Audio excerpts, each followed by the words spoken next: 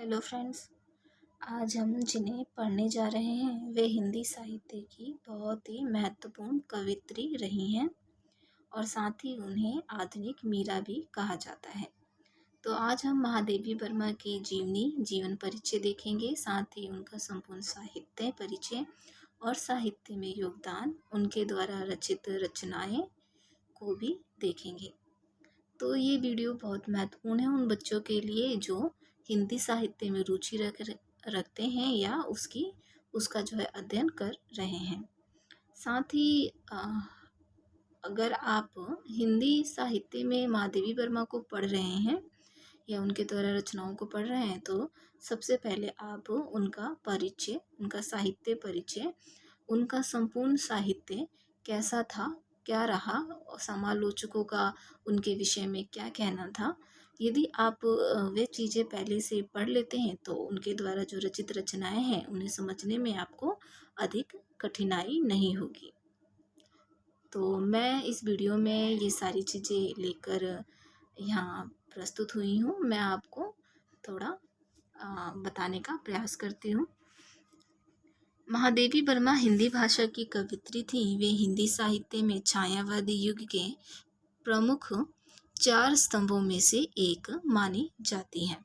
आधुनिक हिंदी की सबसे सशक्त कवयित्रियों में से एक होने के कारण उन्हें आधुनिक मीरा के नाम से भी जाना जाता है। कवि निराला ने उन्हें हिंदी के विशाल मंदिर की सरस्वती भी कहा है और महादेवी ने स्वतंत्रता के पहले का भारत भी देखा और उसके बाद का भी। वे उन कवियों में से एक हैं जिन्होंने व्यापक समाज में काम करते हुए भारत के भीतर विद्यमान हाहाकार रुदन को देखा, परखा और करुण होकर अंधकार को दूर करने वाली दृष्टि देने की कोशिश की। न केवल उनका काव्य बल्कि उनके समाज सुधार के कार्य और महिलाओं के प्रति चेतना भावना भी इस दृष्टि से प्रभावित रहे। उन्होंने मन की पीड़ा को इतने स्नेह और श्रृंगार से सजाया कि दीपशिखा में वह जन जन की पीड़ा के रूप में स्थापित हुई और उनमें केवल पाठकों को ही नहीं समीक्षकों को भी गहराई तक जो है उन्होंने प्रभावित किया। उन्होंने खड़ी बोली हिंदी की कविता में उस कोमल शब्दावली का विकास किया जो अभी तक केवल ब्रज भाषा में ही संभव मानी जाती थी।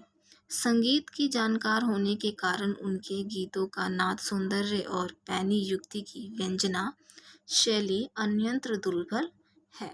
उन्होंने अध्यापन से अपने कार्य जीवन की शुरुआत की और अंतिम समय तक वे प्रयाग महिला विद्यापीठ की प्रधानाचार्य बनी रही।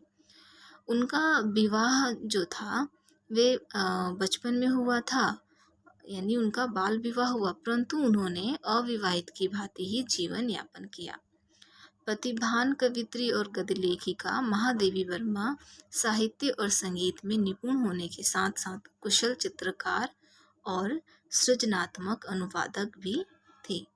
उन्होंने हिंदी साहित्य के सभी महत्वपूर्ण पुरस्कार प्राप्त करने का गौरव भी प्राप्त है और गद्य साहित्य की सर्वाधिक लोकप्रिय महिला साहित्य के रूप में वे जीवन भर पूजनीय बनी रही। साथ ही वे पशु पक्षियों की से जो है उन्हें बहुत प्रेम था और गाय उनको जो है अति प्रिय थी। तो यहाँ पे हमने देखा कि जो महादेवी वर्मा थी वे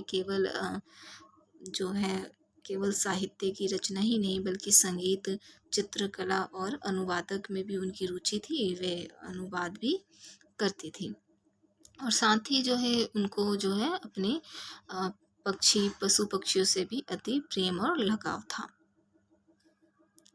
जीवनी देख लेते हैं। जन्म जो था उनका 26 मार्च 1907 को जो है प्रातः 8 बजे हुआ और स्थान है फर्रुखाबाद, उत्तर प्रदेश, भारत। पिता का नाम था उनके श्री गोविंद प्रसाद वर्मा, माता का नाम था हेमरानी देवी और उनका जो निधन था वह 11 सितंबर 1987 को प्रयाग, जो वर्तमान में प्रयागराज है यानी इलाहाबाद में हुआ था। उनके परिवार में लगभग 200 वर्षों या 7 पीढ़ियों के बाद पहली बार पुत्री का जन्म हुआ था। अंततः बाबा बाबू बाके बिहारी जी हर्ष से झूम उठे और इन्हें घर की देवी यानी महादेवी मानते हुए पुत्री का नाम जो है इन्होंने महादेवी रखा। उनके पिता श्री गोविंद प्रसाद वर्मा भागलपुर के एक कॉलेज में प्राध्यापक थे और महादेवी वर्मा के मानस बंधुओं में सुमित्रा नंदन पंत और निराला का नाम लिया जा सकता है। साथ ही उनके शिक्षा को देखते हैं तो जो उनकी शिक्षा थी वे इंदौर में एक जो है मिशन कॉलेज से प्रारंभ हुई थी और संस्कृत, अंग्रेजी, संगीत तथा चित्रकला की शिक्षा प्राध्यापकों के द्वारा घर पर ही दी जाती रही। बीच में विवाह जैसी बाधा पड़ जाने के कारण कुछ दिन जो है उन्होंने शिक्षा स्थगित रही और विवाह उपरांत महादेवी जी ने जो है 1919 में क्रास्थवेट कॉलेज इलाहाबाद में प्रवेश लिया और कॉलेज के छात्रावास में रहने लगी। 1921 में महादेवी जी ने 8वीं कक्षा में प्रांत भर में प्रथम स्थान प्राप्त किया। यहीं पर उन्होंने अपने काव्य जीवन की शुरुआत की। वे 7 वर्ष की अवस्था में ही कविता लिखने लगी थी और 1925 तक जब उन्होंने मैट्रिक की परीक्षा उत्तीर्ण की वे एक सफल कवयित्री के रूप में प्रसिद्ध हो चुकी थी। विभिन्न पत्र पत्रिकाओं में आपकी कविताओं का प्रकाशन होने लगा था और कॉलेज में सुभद्रा कुमारी चौहान जो महादेवी वर्मा की तरह ही महान कवयित्री हैं के साथ उनकी जो है घनिष्ठ मित्रता हो गई और सुभद्रा कुमारी चौहान महादेवी जी का हाथ पकड़कर अपने सखियों के बीच में ले जाती हैं और उनसे कहती हैं कि सुनो ये कविता लिखती है। और 1932 में जब उन्होंने इलाहाबाद विश्वविद्यालय से संस्कृत में एमए पास किया तब तक उनके 2 कविता संग्रह यानी निहार तथा रश्मि प्रकाशित हो चुके थे। तो महादेवी वर्मा जी जो है जन्म से ही जो है काफ़ी प्रतिभावान रही हैं और साथ ही उन्होंने जो है 7 वर्ष से ही अपनी रचना करना जो है इन्होंने शुरू कर दिया था। वैवाहिक जीवन देख लेते हैं। उनका बाल विवाह हुआ था और सन 1916 में उनके बाबा श्री बाके बिहारी ने इनका विवाह बरेली के पास नवाबगंज कस्बे के निवासी श्री स्वरूप नारायण वर्मा से कर दिया, जो उस समय 10वीं कक्षा के विद्यार्थी थे। यानी जो उनके पति थे वे भी जो थे वे बालक ही थे जो 10वीं कक्षा में पढ़ते थे। श्री वर्मा इंटर करके जो है लखनऊ मेडिकल कॉलेज में बोर्डिंग हाउस में रहने लगे और महादेवी जी उस समय कास्टवेट कॉलेज इलाहाबाद के छात्रावास में थी। श्रीमती महादेवी वर्मा को विवाहित जीवन से विरक्ति थी, कारण कुछ भी रहा हो, पर श्री स्वरूप नारायण वर्मा से कोई उनका जो है वैमनस्य नहीं था और सामान्य जो स्त्री और पुरुष के समान ही उनके संबंध जो थे वे मधुर ही रहे थे। सन 1966 में पति की मृत्यु के बाद वे स्थायी रूप से जो है इलाहाबाद में रहने लग गई थी और कहा यह भी जाता है कि जो महादेवी वर्मा थी इन्होंने अपने पति को कई बार कहा कि आप दूसरी शादी कर लो, लेकिन उन्होंने इनकी बात नहीं मानी। प्रमुख कृतियां हैं कविता संग्रह इनके जो है कविता संग्रह है निहार, रश्मि, निर्जा, संध्या गीत, दीपशिखा। निहार जो है ये है महादेवी जी का प्रथम काव्य संग्रह है। उनके इस काव्य में 47 भावनात्मक गीत संकलित हैं और वेदना का स्वर मुखर हुआ है। रश्मि इस काव्य संग्रह में आत्मा परमात्मा के मधुर संबंधों पर आधारित 35 कविताएं जो है संकलित हैं। निर्जा इस संकलन में 58 गीत संकलित हैं, जिनमें से अधिकांश विरह वेदना से परिपूर्ण है। कुछ गीतों में प्रकृति का मनोरम चित्र अंकित किया गया है। संध्या गीत 58 गीतों के इस संग्रह में परमात्मा से मिलने का चित्रण किया गया है और दीपशिखा इसमें रहस्य भावना प्रधान 51 गीतों को संग्रहित किया जाता है। इसलिए इनको जो है छायावाद का जो प्रमुख स्तंभ है 4 स्तंभ उनमें से एक माना जाता है। काव्य संकलन इनका काव्य जो थे उनको संकलित किया गया था वो देख लेते हैं। तो श्रीमती महादेवी वर्मा के अन्य अनेक काव्य संकलन भी प्रकाशित हैं, जिनमें उपयुक्त रचनाओं में से चुने हुए गीत संकलित किए गए हैं, जैसे कि आत्मिका, परिक्रमा, सानिधिनी, यामा, गीत पूर्व, दीप गीत, समारिका, नीलांबरा और आधुनिक कवि महादेवी आदि, जिसमें हमने ऊपर जो उनके संग्रह पढ़े वे बृहद रूप में यामा में जो है संकलित हुए हैं। महादेवी वर्मा का गद्य साहित्य देख लेते हैं, ये बहुत महत्वपूर्ण है। ये अगर आप जीवन परिचय भी लिख रहे हैं महादेवी वर्मा का, तो यदि आप ये पॉइंट्स लिख देते हैं छोटे छोटे और जिन्हें मैंने रेड किया हुआ है महत्वपूर्ण, यदि आप लाइनों को भी लिख देते हैं तो काफ़ी अच्छे मार्क्स हैं। और यदि आप इनकी रचनाएं पढ़ रहे हैं तो संपूर्ण इनका परिचय, साहित्य परिचय पढ़ते हैं तो ये और भी अच्छी बात है उनकी रचनाओं को समझने के लिए। महादेवी वर्मा का गद्य साहित्य देख लेते हैं।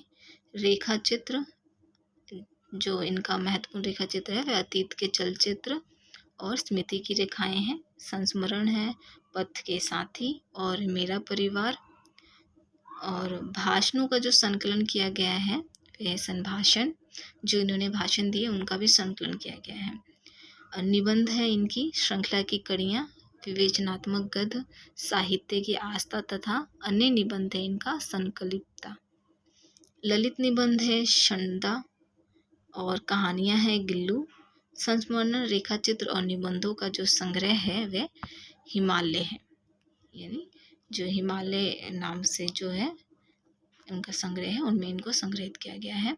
अन्य निबंधों में संकलितता तथा विविध संकलनों में समारिका, स्मृति चित्र, संभाषण, संचयन, दृष्टिबोध उल्लेखनीय हैं और वे अपने समय की लोकप्रिय पत्रिका चांद तथा साहित्यकार मासिक की भी संपादक रही हैं। और हिंदी के प्रचार प्रसार के लिए उन्होंने प्रयाग में साहित्यकार संसद और रंगवाणी नाट्य संस्था की भी स्थापना की थी। तो यदि हम इनका साहित्य में योगदान या साहित्य परिचय देखें तो ये बहुत महत्वपूर्ण है कि उन्होंने जो है लोकप्रिय उस समय की जो पत्रिका थी चांद, उसका भी उन्होंने जो है संपादन किया और साथ ही साहित्यकार मासिक पत्रिका का भी इन्होंने संपादन किया। और हिंदी के प्रचार प्रसार के लिए, क्योंकि पहले हिंदी में जो थी रचनाएं नहीं होती थी, वो जो रचनाएं थी पहले जो थी वे ब्रज भाषा और अवधी में हुआ करती थी, इसलिए उन्होंने जो है साहित्यकार संसद की भी स्थापना की और रंगवाणी नाट्य संस्था की भी उन्होंने स्थापना की। तो इसमें भी उनका काफ़ी महत्वपूर्ण योगदान रहा है। महादेवी वर्मा का बाल साहित्य देख लेते हैं। तो बाल कविताओं के 2 संकलन छपे हैं इनके। पहला है ठाकुर जी भोले हैं और आज खरीदेंगे हम ज्वाला, ये भी बहुत महत्वपूर्ण है। उनका बाल जो है कविताओं का संकलन है। भाषा शैली, तो महादेवी जी ने अपने गीतों में संदिग्ध और सरल तत्सम प्रधान खड़ी बोली का प्रयोग किया है। इनकी रचनाओं में उपमा, रूपक, श्लेष, मानवीकरण आदि अलंकारों की छटा देखने को मिलती है। इन्होंने भावनात्मक शैली का प्रयोग किया जो सांकेतिक एवं लाक्षणिक है। इनकी शैलियों में लाक्षणिक प्रयोग एवं व्यंजना के प्रयोगों के कारण अस्पष्टता व दूरता दिखाई देती है। जो उनकी रचनाएं हैं उसमें उनको समझने के लिए जो है आपको ये इनका जो है ज्ञान होना आवश्यक है। समालोचना देख लेते हैं कि उनके साहित्य जो है उनका इस पे जो समालोचक रहे हैं, आलोचक रहे हैं, उनका क्या कहना है। तो आधुनिक गीत काव्य में महादेवी जी का स्थान सर्वोपरि है। उनकी कविताओं में प्रेम की पीर और भावनाओं की तीव्रता वर्तमान होने के कारण भाव, भाषा और संगीत की जैसी त्रिवेणी उनके गीतों में प्रवाहित होती है। वैसे अन्यत्र दुर्लभ है और महादेवी के गीतों की वेदना, प्रणयानुभूति, करुणा और रहस्यवाद काव्यानुरागिनियों को आकर्षित करते हैं, पर इन रचनाओं की विरोधी आलोचनाएं सामान्य पाठकों को दिग्भ्रमित करती हैं, मतलब उन्हें भ्रम में डालती हैं आलोचकों का एक वर्ग है जो यह मानकर चलते हैं कि महादेवी का काव्य नितांत वैयक्तिक है। उनकी पीड़ा, वेदना, करुणा कृत्रिम और बनावटी है। तो जो उनके काव्य में वेदना और उनकी जो पीड़ा, करुणा दिखाई देती है, उनको आलोचकों ने जो है, कई आलोचकों ने, सभी ने नहीं, जो है कृत्रिम और बनावटी कहा है। आचार्य रामचंद्र शुक्ल जो आलोचक हैं और साथ में कहानीकार भी हैं, इन्होंने उनकी वेदना और अनुभूतियों की सच्चाई पर प्रश्न चिन्ह लगाया और दूसरी ओर हजारी प्रसाद द्विवेदी जैसे समीक्षक उनके काव्य को समष्टिपरक जो है मानते हैं। और सोमेर ने दीप संग्रह निहार, मधुर मधुर मेरे दीपक जल, निर्जा संग्रह और मोम सा तन लग चुका है कविताओं को उद्धृत करते हुए निष्कर्ष निकाला है कि ये कविताएं महादेवी के आत्मभक्षी दीप अभिप्राय को ही व्याख्यायित नहीं करती, बल्कि उनकी कविताओं की सामान्य मुद्रा और बुनावट का प्रतिनिधि रूप भी मानी जा सकती हैं। सत्यप्रकाश मिश्र छायावाद से संबंधित उनकी शास्त्र मीमांसा के विषय में कहते हैं, महादेवी ने वेदूष्य युक्त तार्किकता और उदाहरणों के द्वारा छायावाद और रहस्यवाद के वस्तु शिल्पों की पूर्ववर्ती काव्य से भिन्नता तथा विशिष्टता ही नहीं बताई, यह भी बताया कि वे किन अर्थों में मानवीय संवेदनाओं के बदलाव और अभिव्यक्ति के नएपन का काव्य है। उन्होंने किसी पर भाव साम्य, भावोपहरण आदि का आरोप नहीं लगाया, केवल छायावाद के स्वभाव, चरित्र, स्वरूपों और विशिष्टता का वर्णन उन्होंने किया। पुरस्कार व सम्मान, उन्हें प्रशासनिक, अर्ध प्रशासनिक, व्यक्तिगत सभी संस्थाओं से पुरस्कार व सम्मान मिले हैं। और 1943 में उन्हें मंगला प्रसाद पारितोषिक एवं भारत भारती पुरस्कार से सम्मानित किया गया और स्वाधीनता प्राप्ति के बाद 1952 में वे उत्तर प्रदेश विधान परिषद की सदस्यता मनोनीत की गई। 1956 में भारत सरकार ने उनकी साहित्यिक सेवा के लिए पद्म भूषण की उपाधि दी और 1971 में साहित्य अकादमी की सदस्यता ग्रहण करने वाली वे पहली महिला बनी। तो 1971 में साहित्य अकादमी की जो सदस्यता जिन्होंने हासिल की थी, वे पहली महिला महादेवी वर्मा थी। 1988 में उन्हें मरणोपरांत भारत सरकार की पद्म भूषण उपाधि से सम्मानित किया गया और सन 1969 में विक्रम विश्वविद्यालय और 1977 में कुमाऊं विश्वविद्यालय नैनीताल, 1980 में दिल्ली विश्वविद्यालय और 1984 में बनारस हिंदू विश्वविद्यालय वाराणसी ने उन्हें डीलिट की उपाधि से सम्मानित किया। इससे पूर्व महादेवी वर्मा को निर्जा के लिए 1934 में जो है सक्सेरिया पुरस्कार और 1942 में स्मृति की रेखाओं के लिए द्विवेदी पदक प्राप्त हुआ। यमा नामक काव्य संकलन के लिए उन्हें भारत का सर्वोच्च साहित्य सम्मान ज्ञानपीठ पुरस्कार जो है प्राप्त हुआ। वे भारत की 50 सबसे यशस्वी महिलाओं में भी शामिल हैं। 1968 में सुप्रसिद्ध भारतीय फिल्मकार मृणाल सेन ने उनके संस्मरण व चीनी भाई पर एक बंगला फिल्म का निर्माण किया था, जिसका नाम था नील आकाश से नीचे। और 16 सितंबर 1991 को भारत सरकार के डाक तार विभाग ने जयशंकर प्रसाद के साथ उनके सम्मान में 2 रुपये का एक युगल टिकट भी जारी किया। साहित्य में महादेवी वर्मा का योगदान। साहित्य में महादेवी वर्मा का आविर्भाव उस समय हुआ जब खड़ी बोली का आकार परिष्कृत हो रहा था। उन्होंने हिंदी कविता को ब्रजभाषा की कोमलता दी, छंदों के नए दौर को गीतों का भंडार दिया और भारतीय दर्शन को वेदना की हार्दिक स्वीकृति दी। इस प्रकार उन्होंने भाषा, साहित्य और दर्शन तीनों क्षेत्रों में ऐसा महत्वपूर्ण काम किया जिनसे आने वाली एक पूरी पीढ़ी को प्रभावित किया। महादेवी ने कोई उपन्यास, कहानी, नाटक नहीं लिखा, तो भी उनके लेख, निबंध, रेखा चित्र, संस्मरण, भूमिकाओं और ललित निबंधों में जो गद्य लिखा है वे सर्वश्रेष्ठ गद्य का उत्कृष्ट उदाहरण है।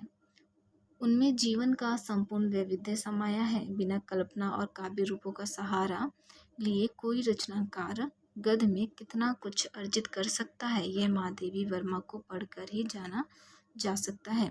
उनके गद्य में वैचारिक परिपक्वता इतनी है कि वे आज भी प्रासंगिक हैं और समाज सुधार और नारी स्वतंत्रता से संबंधित उनके विचारों में दृढ़ता और विकास का अनुपम सामंजस्य मिलता है।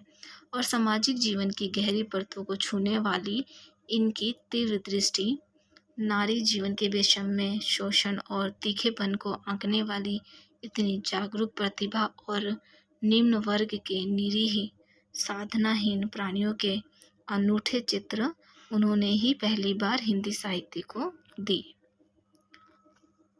तो ये था महादेवी वर्मा जी का साहित्य परिचय, साहित्य में योगदान। आशा करती हूँ आपको ये वीडियो अच्छा लगा होगा। धन्यवाद।